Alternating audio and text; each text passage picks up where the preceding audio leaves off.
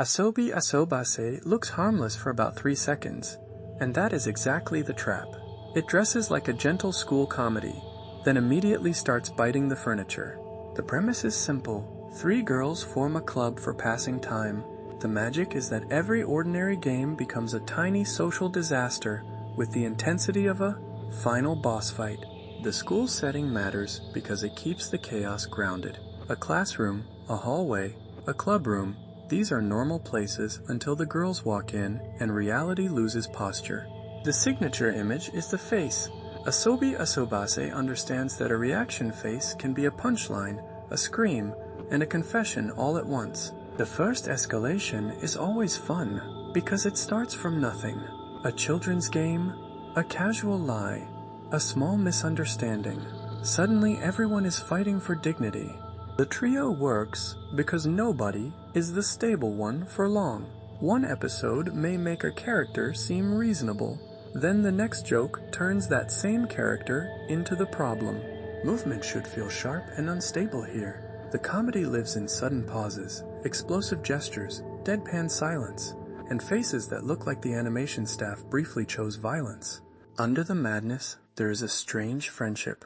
They annoy each other constantly, but the club still becomes a place where their nonsense has somewhere to live. A wide classroom shot should feel like calm before impact. The room is ordinary, but the viewer should sense that one bad idea is about to ruin the whole afternoon. The risk is volume. This is not a quiet smile show. It is loud, ugly, sudden, and proud of being all those things. But the rhythm is the reason it works. The jokes do not only get bigger, they pivot, fake out, punish expectations with perfect timing. The best gag is never only random. It begins with a recognizable school life moment, then drags that moment into a place no reasonable human would take it. What stays with me is the gap between the soft opening image and the feral comedy underneath. It feels like a cute notebook full of cursed footnotes. Asobi Asobase earns its place because it is niche comedy, with teeth, cute from far away, completely unhinged up close. Next, we move from school club warfare to an apartment where a yakuza's quiet life is destroyed by a telekinetic child and somehow becomes warmer because of it. Hinamatsuri has one of the cleanest comedy collisions. A polished yakuza collector, a mysterious psychic child, and an apartment full of objects that suddenly have very short life expectancy. The premise could have been pure chaos, but the series is smarter than that. It lets absurd power crash into boring adult responsibility, and that is where the comedy breathes. Nita's apartment is the perfect stage. It looks controlled, expensive, and adult, which makes every floating object feel like an attack on his entire identity. The vase is the secret symbol. In most shows, it would be decoration. Here, it is a fragile monument to the life Nita thought he had before parenting fell from the ceiling. The first escalation is not only psychic destruction. It is the realization that this situation cannot be solved with gangster confidence or common sense. The dynamic works because Hina is not trying to be funny. Her blankness turns every inconvenience into a calm disaster. Comic movement should feel weirdly casual here. Objects fly, lives bend, reputations wobble, and Hina reacts like someone asked her what she wants for dinner. The warmth is what separates Hinamatsuri from a one-joke premise. The absurd setup slowly becomes a found family story without begging the viewer to cry. A wide city night shot should carry both loneliness and silliness. These characters live in a city that is too big to notice how strange their little household has become. The risk is tonal whiplash. Hinamatsuri can jump from ridiculous to tender, and that shift only works if the show keeps its deadpan honesty. Its rhythm is surprisingly gentle. The jokes land hard because the characters rarely announce that something absurd is absurd. The best comedy here comes from responsibility. A person who looks completely unsuited for care slowly becomes someone who cannot quite walk away. What stays with me is the image of psychic chaos becoming domestic routine. The weirdest thing in the room is not the power, it is the fact that everyone adapts. Hinamatsuri earns its place because it turns an outrageous setup into comedy with a pulse. It is stupid in the right places and sincere in the places that matter. Next, we go from psychic apartment parenting to a demon castle where the kidnapped princess has only one political demand: better sleep. Sleepy Princess in the Demon Castle has a premise so pure it almost feels illegal. The princess is kidnapped, but her main problem is that the bed is not good enough. The comedy comes from priority. Everyone else thinks they are inside a heroic fantasy conflict, while the princess treats the demon castle like a poorly managed hotel. The castle setting is essential. It should be scary, ancient, and full of monsters, but the princess keeps reducing every threat into raw material for better sleep. The pillow is the crown jewel of the joke. A simple comfort object becomes a quest reward, a weapon, and an organizing principle for the entire world. The first escalation is hilarious because it is so practical. She does not rebel in speeches. She silently starts harvesting the castle for bedding upgrades. The captors become the victims of routine. Demons, who should be terrifying, spend their time managing the consequences of one tiny person with impossible bedtime standards. Comic movement should feel cozy but ruthless. A soft blanket, a locked door, a forbidden book, and suddenly the entire demon administration is in crisis. The hidden warmth is that the castle gradually becomes a home. The joke never stops. But the demons slowly become less like jailers and more like exhausted roommates. A wide castle shot should feel like a dungeon trying to remain dignified while being turned into a sleep resort against its will. The risk is repetition. A show about one obsession needs variations that feel fresh without breaking the central joke.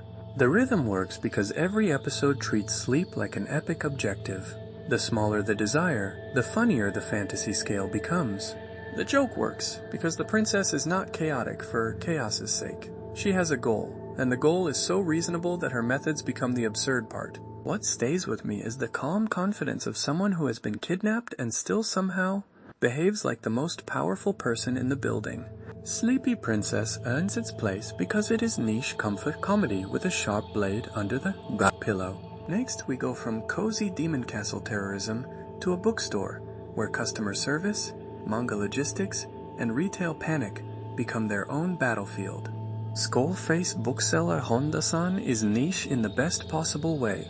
A comedy about bookstore work that treats retail panic like a shonen battle arc. The premise is absurdly specific. Honda is a skeleton, but the real monster is customer service, stock management, publisher logistics, and the sacred terror of the manga counter.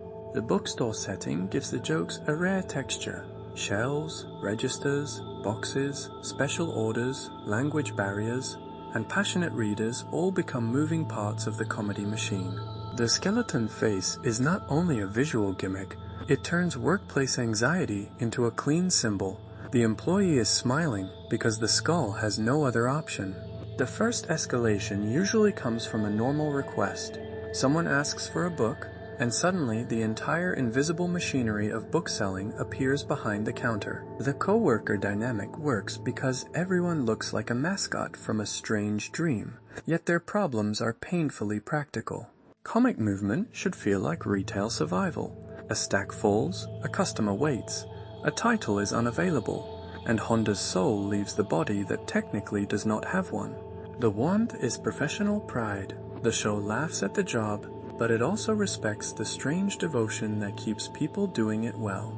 A wide bookstore shot should feel crowded but loving. Every shelf is a promise, every box is a threat, every customer could become a small adventure. The risk is that the humor may feel too inside baseball for viewers who do not care about bookstores or manga retail. But the rhythm translates because everyone understands service work. The details are niche, the exhaustion is universal. The joke works when the show reveals the hidden labor behind a simple purchase. Comedy comes from making invisible work visible at maximum pressure. What stays with me is the heroic tragedy of trying to be helpful while surrounded by impossible requests and collapsing stacks of paper. Skullface bookseller Honda-san earns its place because it finds comedy in a place most pwned. Stories pass by without looking, the counter where fandom meets labor. For the final pick, we leave the bookstore and enter a vampire comedy where the legendary Sir Monster is less a threat and more a pile of ash with strong opinions. The vampire dies in no time understands one beautiful truth. A monster is much funnier when the legend is stronger than the body. The setup is immediate. A vampire hunter expects an invincible lord, finds a vampire who can die from almost anything, and somehow the two end up living together. The ordinary apartment becomes funnier than the gothic mansion. Once the vampire moves in, supernatural horror has to deal with rent, space, noise, and roommate irritation. The ash pile is the perfect running joke. It turns death into punctuation, letting the comedy reset instantly without losing speed. The first escalation is the collapse of reputation. Everyone talks like this is a dangerous vampire story, but the central vampire is structurally incapable of maintaining dignity. The duo works because both sides are annoying in different ways. Ronaldo has the energy of a tired professional. Draluk has the confidence of someone who should not be confident at all. Comic movement should be fast, theatrical, and disposable. Dramatic poses break into dust, arguments restart, and John the Armadillo quietly becomes the emotional center of the room. The hidden warmth is in routine. The more they fight, the more the apartment starts to feel like a ridiculous workplace family. A wide supernatural city shot should feel crowded with bad ideas. Every vampire, hunter, editor, and passerby seems ready to become a 5-minute crisis. The risk is joke density.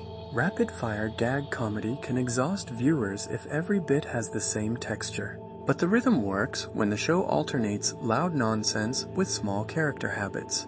The chaos becomes easier to love when it has familiar patterns. The joke works because Draluk's weakness is not only physical. His pride survives every death, and that is somehow even more fragile. What stays with me is the speed of failure. Few shows understand so well that collapsing instantly can be funnier than lasting heroically. The vampire dies in no time earns its place because it turns gothic fantasy into roommate vaudeville, then lets the ash settle just long enough for the next punchline. That closes Laughcraft Underground, 5 niche comedy anime where the joke is not just loud, but built from setting, rhythm, character damage, and strangely durable warmth.